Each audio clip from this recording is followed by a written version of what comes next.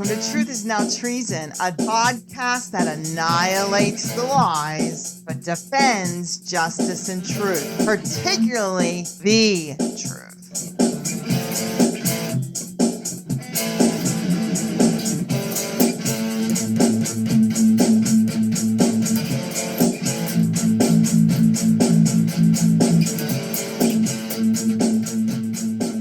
Thank you for joining us here at Truth is Now Treason. I'm Dietrich. And I am Lennox. And we want to welcome everyone because I am excited to share this particular episode because my sister, Tammy, and I will be singing an old song from our childhood that you might have heard before. And as I've mentioned before, I have a brother and a sister.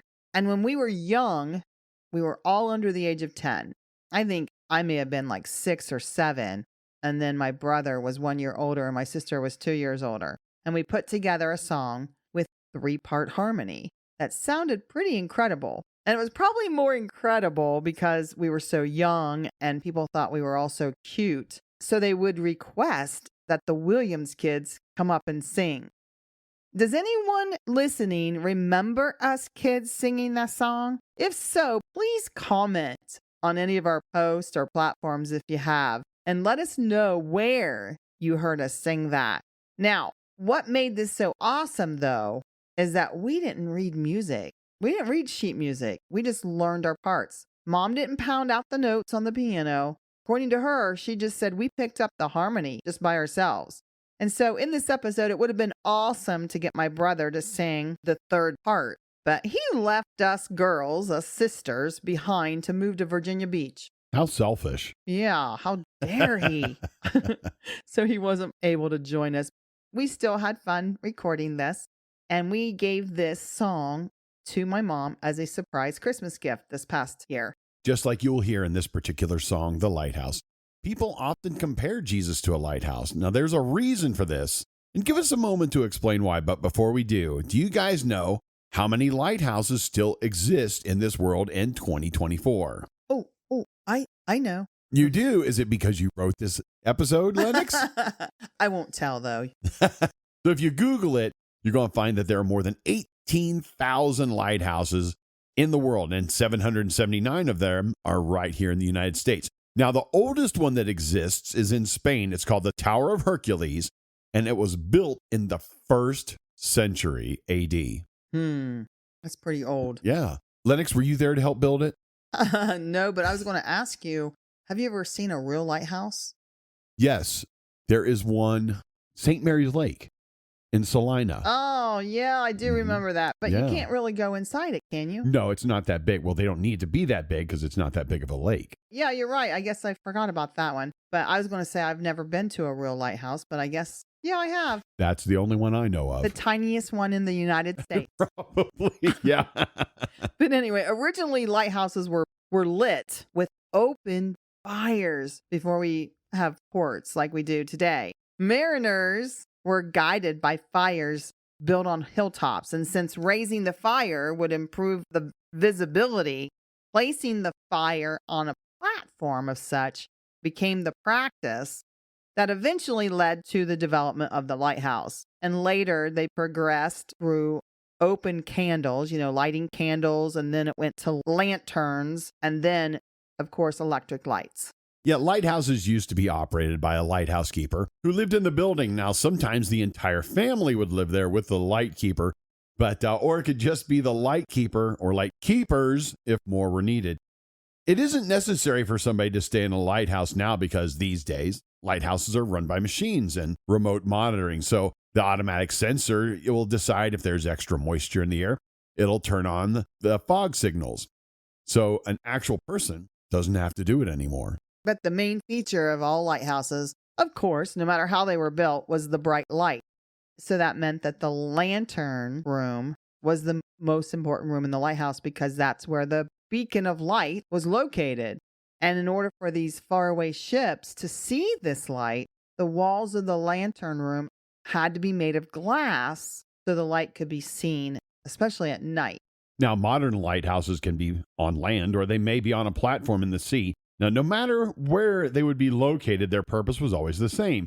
It It was to warn ships of danger and guide them safely on their way. And for that reason, they were viewed as symbols of hope and security.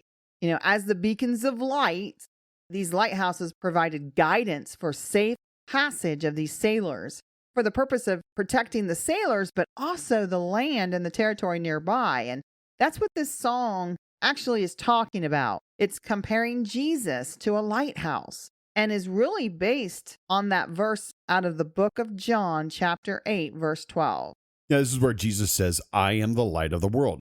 Whoever follows me will never walk in darkness, but will have the light of life. Apart from Jesus, we do live in darkness.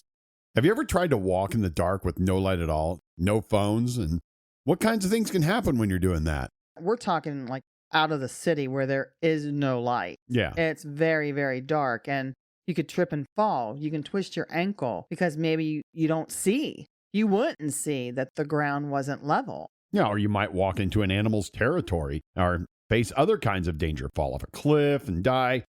Light helps you to see. It gives you a direction so that you can safely move forward in the direction, making you aware of any danger nearby. And Jesus made this analogy because he knew his audience. And at the time, his audience was a group of Jews. To the Jewish person, light was the ultimate ideal. It was a representation of salvation and goodness. And for Jesus to claim to be the light of the world was no small thing. In fact, it is a claim to equality with God. If you look at the Greek meaning of those words in that passage that Dietrich just read, Jesus was saying he was the light, not merely a light. That's what those Greek words mean. So he explicitly was claiming he was the single solitary source of light. Yeah, and this is the message that Ronnie Hinson was trying to convey when he wrote this song back in the 70s. So for all of you Southern gospel lovers, and please do not think you can include me in that group. Thank you. This is sung by Lennox and her sister Tammy. Here is The Lighthouse by Ronnie Hinson.